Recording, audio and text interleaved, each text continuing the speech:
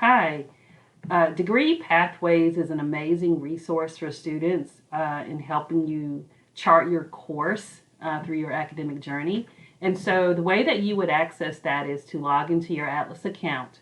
Once you're logged into your Atlas account, you want to click on Life Map. From here, you are taken to a page with several useful tools, and the one that we're going to use today is called Degree Pathways. And right here we have a brief summary of what this tool is for. It helps you plan, again, and chart out your academic journey. So we're going to jump right into that, and I'm just going to say, take me to Degree Pathways. Once on this page, you also have a video tutorial here, but you also have information here about your different degree types or meta majors. You can choose any of these categories. Let's say, for example, we're going to search by business, and we're going to do an AS in, let's say, Business Administration Finance, and we're looking for part-time enrollment degree pathway. When I click on that, it then takes me to this nice sheet that you can either download and save to your desktop device, or you can print this out and keep it in a 3-ring binder.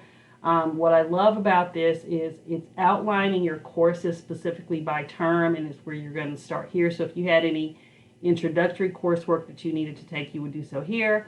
Otherwise, you would be able to start here, and then this suggests classes that you should take in the order that you should take them. This isn't carved in stone, but I highly encourage you to follow this course. And as a part-time student, I would suggest not taking more than 2 classes or 6 credit hours for the term. And so as you move through this sheet, you'll see for the first term that you would be taking ENC 1101, which is freshman composition, as well as SLS 1122, our new student experience course. And again, that both of these are 3 credit hours each, to class totaling 6 credit hours. And that is how you access the degree pathways to find out how many courses per term you should actually be taking.